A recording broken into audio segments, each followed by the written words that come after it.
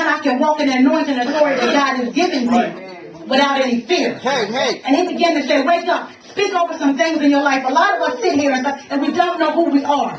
And we wait for somebody to tell us who we are. But if we would sit still, hear the voice of God, then we will know. That will be your breaking point. Sometimes all you need to know is that I know God, and I know I hear God talk. Because a lot of us, we hear God talking and we'll turn him off. I don't want to turn him off. Amen. I want to turn people off. See, that's the stuff God want to die. You wanted to die. But you want that godly stuff to wake up in you. God even said, go back and pick up your notes. I went to a church 2 years ago, and this preacher was preaching. And I said, God, I remember. That's how I knew when it happened this time. I said, God, I was here a couple of years ago. He said, you around that same mountain. But this time, you're going to bring forth. You're not going to abort it. Because I tried to shake it off. God, I don't want to do that. Because I love to help. I don't mind being behind the scene. I don't mind being behind the scene. Because coming up behind this pulpit, you get a lot of darts. Yeah. But now I have to do what you got to do. Because I am who God says I am. I'm breaking forth in ministry. I had to break that up. I had to realize that ministry was in me. And how you going to give God a gift back? How you going to abort something? How am I going to abort it? That's like me aborting one of my kids. And I die and get rid of them. So I know every good and perfect gift comes from God. So everything he's birthing in me, it's got to come forth. So he had me in a position, I was like, God, I was travailing, I was crying out. I stayed home from church.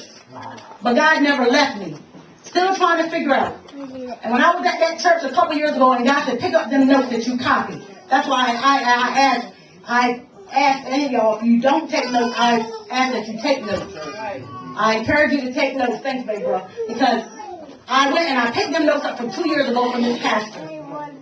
And when I picked them up and I studied, and God said, I want you right there. And I was right there, and all his message was, he had an Incredible Hulk shirt on, and his message was, the greater anointing. And God said, you don't realize what I have inside of you. You don't realize the call. You don't realize what I have inside of you. And I was like, no, I don't. I said, I hear everybody say it, God, but I brush it off.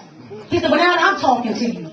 So once I call you to do what I called you to do, and I wake up some gifts in you that no longer rely dormant, you'll do what I say do. So you're breaking forth like water. How many of us know when water, you got a busted pipe, it just, it bursts out. Yes, that's right. So I began to step back and I began to watch. And I began to look. And as I was in the fetal position, God said, so in the natural, so in the spirit. So you're in a fetal position. And you're getting ready to give birth. And us women, women that went through it, we be in a position in the natural, and that somebody or the doctors are saying push. So in the spirit, God is saying push. God is saying push. Sometimes in the natural, we need help. They need what? Induced labor? They got to induce labor to bring the baby forth. So in the spirit, God said he got to induce things. So he'll cause things to come on. He'll cause things to get you to move. You can move from here. You don't understand what's going on. You said, God, I thought that was my friend. And God said, I just made him your foe in order for you to break forth. That's it. That's it. Then you say, well, God, I don't understand, God said, no, I still want you to push. Because why keep in that position? You can't go back. You can't have the baby walking out. Not to be so vulnerable. You can't go like that. That hurts. Come on. That hurts. So if that would hurt in the natural, why not go ahead on it? If you got it in the spirit, why not go ahead on and walk it out?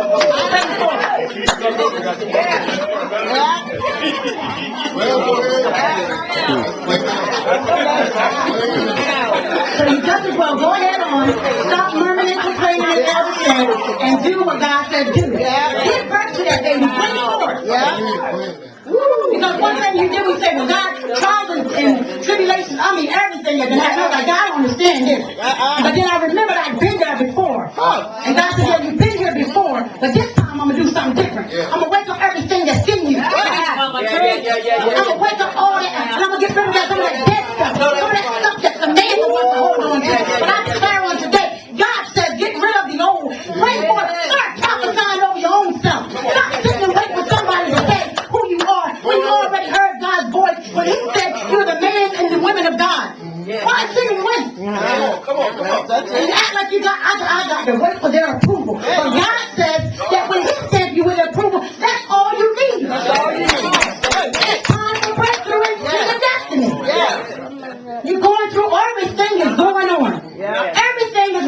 devil. That's it. Everything is like, God says he allowed a lot of things to happen. How can you completely give birth if you don't know, if you don't go through anything? That's it. Birth hurts. So in the natural, so in the spirit. Because I was travailing, I didn't know what was crying out, screaming, but God always gave me a song and he gave me a word to back it up. So if God is going to break forth and bring anything in you, and if that means his word is there to back it up, then I had him backing me. So if he had my back, I didn't care who was standing me in the back, I just got to do what he said to do.